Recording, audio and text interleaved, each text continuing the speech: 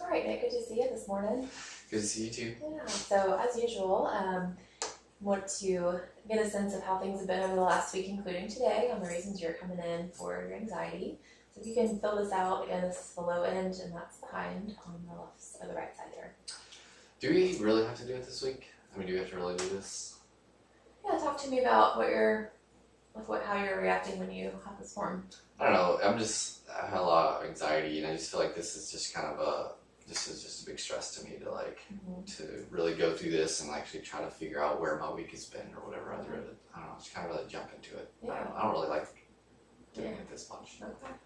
So can you tell me a little bit about what stresses you out about doing the rating? It sounds like kind of thinking about how your rating is hard. Yeah. I don't know. I guess I have to think back throughout the week about all the crappy things that have happened, and I don't really like doing that. So, to be able to go through every little thing, I'd rather just kind of talk about one thing with you at a time rather than go back through the 8 horrible things that have happened this week. Okay. It's just really stressful. Yeah, so it sounds like not doing this would allow you to not think about the week and sort of one way to avoid thinking about all the overwhelming things going on. I mean, now that you say the word avoid, I know we've been working on avoidance, but I just think this is too overwhelming. But when we talk one-on-one about things, we can just kind of focus on one thing, and I'm fine not avoiding that one thing. But this is just lots of stuff, yeah. Yeah, okay. I can appreciate that. So I wonder if there's one thing that you could focus on with this and kind of let me know about that part, and maybe as we talk about one thing each, kind of segment of our session, could you maybe rate that on the form for me? Sure. If it's too overwhelming to think about it at the beginning. Okay. I can do that. Okay. Is there one area you want to start with that you could sort of rate for me from last week to this week on how it's been? Sure. I don't know. I guess I could do the individual section because of my anxiety, but my anxiety related to dealing with my family. So I wonder if I should just do both of those. Sure. Okay. Okay. Yeah. You want to take those areas? Sure. Okay. So those 2 areas feel like something you feel like you could talk about right now. Yeah, I think so. Okay. Yeah. Is there anything about your social life from the last week that also loads into that, or is that a separate? Not really. I didn't really hang out with people. They were all busy or whatever, so I was busy with schoolwork and stuff. Okay. So it sounds like you're already talking about a couple of areas that are sort of linked, and the other part is not really overwhelming to talk about. Am I getting that right? Right. Okay. So since we're already talking about it, I wonder if you could kind of think about, just really briefly, you don't have to dive into it too deeply at this moment, but if you can think about the course of the week, do you feel like since you're already kind of talking about it and sort of in that mode, you could kind of do a quick rating of it that would be accurate? And we'll kind of see as we go if it feels like an accurate score. Yeah, I guess so, yeah. Would that be okay? Yeah. Okay. Just want to make sure that I get the most accurate reading from the beginning. Okay. That can work. Thank you. Is that as overwhelming as you thought it would be? I mean, I guess not. I don't know. You know how I am with my what ifs. So. Yeah. Right. So kind of what you just did with this form is sort of in general what we've been talking about, and also evidence that when you approach something that you've been fearing or approach something that you sort of think is really big, right, it becomes less sort of magnified in your mind when you approach it. Yeah. Right. So I appreciate that you did that, so you can kind of make that parallel to your own work. Yeah, no problem. All right, so it looks like your score is a 23.8. Okay. So let me just show you on the graph here. So it actually looks like from the first time that we met, the score is not a whole lot different, than the last 5 sessions we've met together. So as I told you in the beginning, one of the things that worries me when I don't see change on this form is that there's a higher risk of you dropping out or a higher risk of you not getting what you want from therapy.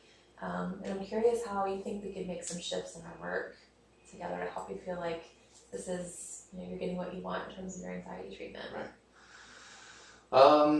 Well, first off, I guess I would have to say I feel like I am getting better, overall.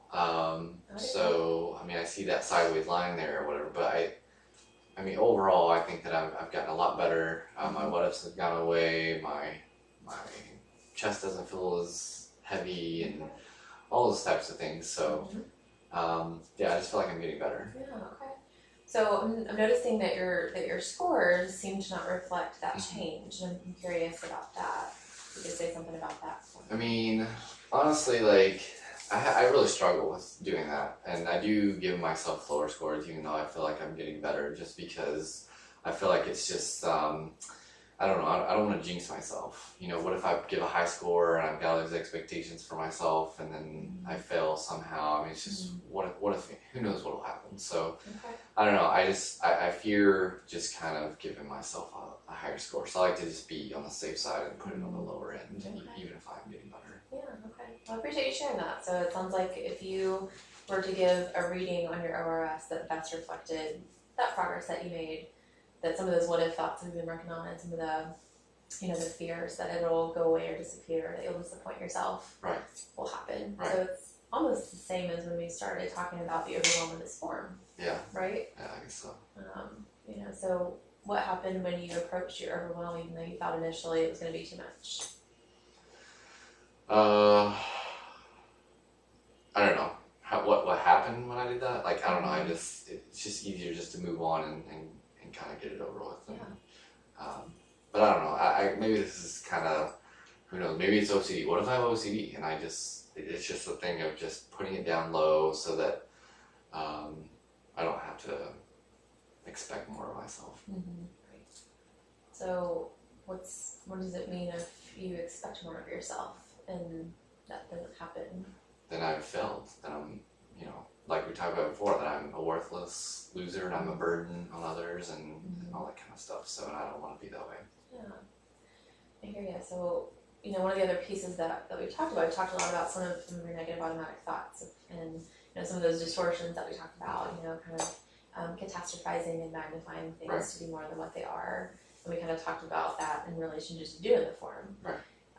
Seems like the other piece of what's happening is that I'm wondering if you're disqualifying some of the positive things that are going on, like your progress. And does that could you see that happening in your life? I mean, maybe, but if I focus on the positives that I've noticed, like in the past, I just feel like I jinx myself and then everything just falls apart again. So it's just, I just want to be safe. Sure. I just want to be safe, yeah. So, one of the things that you came in to work on was to feel more freedom in your life. Yeah. Right? To not feel so anxious and limited in your life. And I'm wondering if you can see a parallel to what it is that you're thinking about and how you're thinking about even just your progress in therapy. Yeah. As a reflection of what's happening in the limitation. Right. Yeah. What do you notice about that? Yeah, I mean, I know I'm doing it. And I'm doing the same thing that I usually do, the same things in therapy, same things at home that I'm doing with this. It's just it's so much easier just to be safe in my mind. Sure. Yeah. So this form's pretty safe, right? Like this form's not gonna hurt you, right? Yeah. Yeah. So I wonder if what we could do is, what if you took a chance and we did sort of an experiment, test out that belief that if you rated yourself as accurate and gave yourself credit for the positive things that you're doing, let's see if it happens. Let's see what happens when you think that way. Okay. Okay. And maybe give yourself credit for the positive work that you've been doing. You've been doing lots of great awareness even in here. You've been catching your negative automatic thoughts. You're really reading your pattern of thinking and saying that it's not just in here, but it's outside of here too, which is great. But I wonder if we could do a low-level experiment. This isn't going to be a make or break thing in your life necessarily, but it might be a way to test that belief that if you think positively, that bad things are going to happen. Yeah. You know? Yeah, I mean, if that's what it takes to move forward, to reduce my anxiety, then I'm fine doing that. Okay. So I'm going to ask you to fill this out again. Okay. Again, kind of approaching the things that have happened in the last week with yourself. You're welcome to take some time to kind of manage whatever stress that brings up for yourself, and we can work through that if you'd like. Okay. And let's just talk about the beliefs and the thoughts that just pop up in your mind as you're rating yourself in a way that best fits what you think is happening for you and your anxiety. Right. Okay? Okay.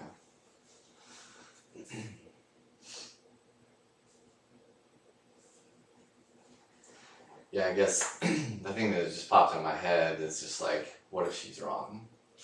What if I do it and because I put higher scores that time, and what if I don't meet those expectations, and then we talked about if I don't meet my expectations, then I'm a failure, and how I feel like I'm a failure. So I do, right.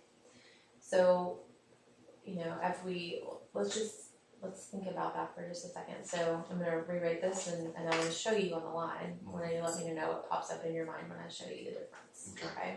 So see what you come up with that failure piece.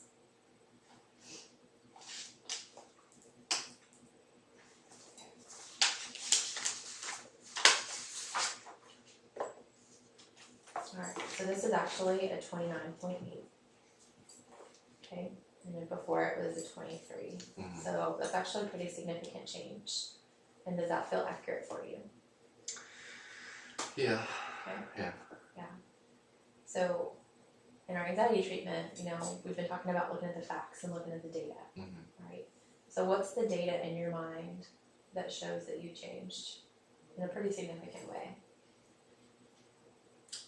I mean, I guess I just tried and did it the right way, and then gave me a higher number, and so that shows that I actually was able to push through that anxiety and actually do the accurate representation of this past week. Okay. And when you think about this past week, what's the data in your mind that lets you know that your anxiety has gotten better from the week before? I guess I'm not doing as many what ifs. Okay.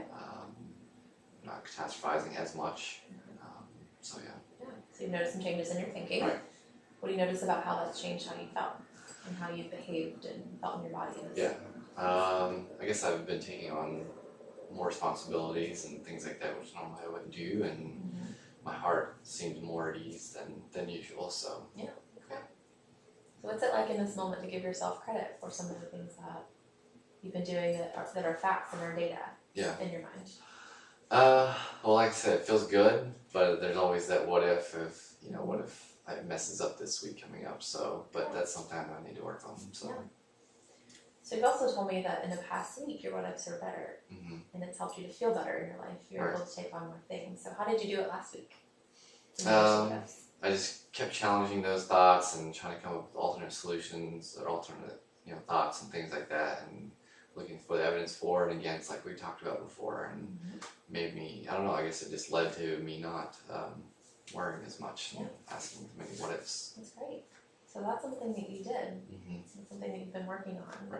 Right? And so I'm noticing that you're saying, what if I fail? What if my score goes back down? Right? So how can you use what you've already done this past week that's made you feel better in this moment, even with just the score, how you can challenge those thoughts? Yeah. Well, I should probably do my mindfulness breathing, and then after that, just really challenging those thoughts, because I know the prior week I was thinking that things would be worse, but then they ended up getting better. So just looking for evidence for and against, and then actually doing the whole wise mind thing that we talked about. And so maybe it makes me look at this and realize, like, that was my anxiety that was leading to me doing this, and so I'll just, that's something that I'll just continue to work on.